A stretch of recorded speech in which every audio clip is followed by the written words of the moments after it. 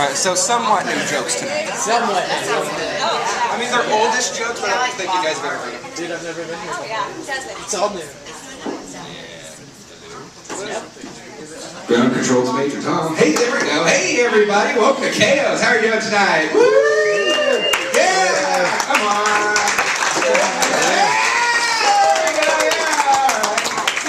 It was like a little stream, like breaking through a dam, like just opening it up.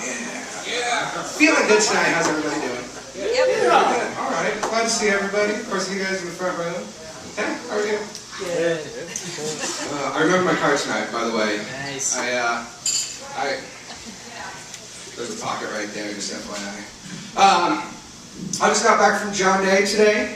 Anybody know where John Day is? Anybody? We got a couple people.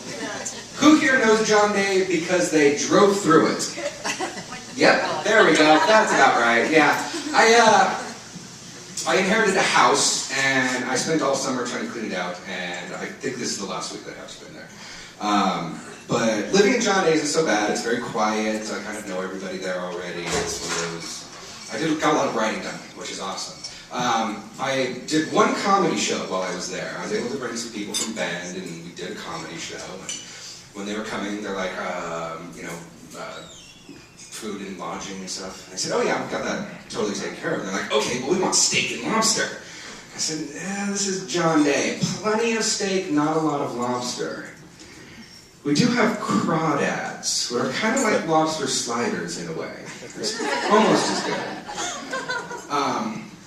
And John Day was founded on the lumber industry. Whole lot of trees, I guess. Doing comedy in John Day was very unique. I've also done a lot of comedy in Portland, which is a lot more fun. Did somebody clap for Portland? What was going on there? I'll clap for Portland. Hey, there we go. We got somebody for Portland. Thank you. You're welcome. I'm sorry. Dance, monkey, dance. Anyway, and Portland's economy is pretty much based on just walking down the street. I'm going to say strip clubs.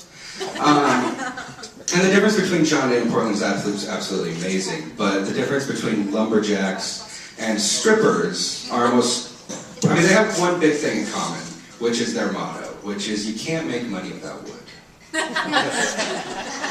And John Day was able to give me my first demolition derby.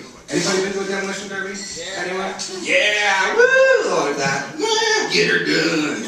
Heard a lot of that while I was there, yeah. When I was watching the demolition derby, I was really enjoying it. People driving around, crashing. It's fun. I mean, especially for little kids who do that with their cars all day long, running into stuff. I really enjoyed it because I'm a kid at heart. But then halfway through it, I spoiled it for myself because I realized that a demolition derby is a lot like an orgy. Everybody's trying to bang each other, a lot of fluids leaking from the undercarriage, and even if you do win, nobody's ever going to drive that car ever again. It's great to be back. Love it.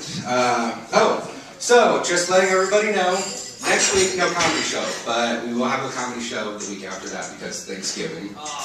Oh, I know. But it's Thanksgiving. You get to sit at home and feel gluttonous and fall asleep at 4 p.m.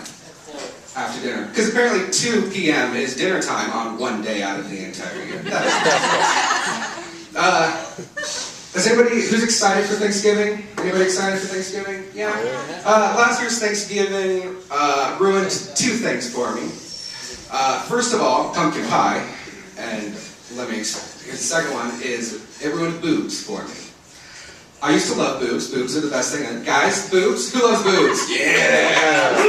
Yeah, boobs are awesome. Finishing up dinner, my family, 3 new babies last year in our family. Finished dinner, sitting there. I get my pumpkin pie as my cousin across the table comes over with her baby, sits cross-legged on her chair, and sets the baby on her lap, and then flops her boob out. My first response was, oh, no, I'm stuffed, I couldn't possibly. But she then bends over and then just lays it on the baby's face. I can no longer look at boobs or pumpkin pie the same ever again. Honestly. And I used to look at boobs and pumpkin pie the exact same way. That very hungry look. Anyway, we've got some great comedians tonight. One more time for Doug Morgan, everybody. Yeah, there we go.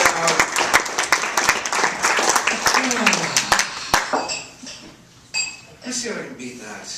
All right, I've got one that might be able to beat that. So I was down in LA doing comedy. I had a day to just goof around, so I figured I'd use public transportation, which is, you know, we have a bus here. What is that? Timer. Excuse me just a second. Yeah, what is that? Apparently that was his time. Yeah, there we go. Right, so where was I? That's right, I was ruining a joke. So I was down in LA, I had a day to goof around, so I decided to take the bus around, which is awesome, public transportation. I was on the bus, and being in a big city like that and taking the bus, I really appreciated what Rosa Parks was fighting so hard for. Because if I had to sit in the back with all those black guys, I'd be afraid of getting mugged too. Yeah, that's right.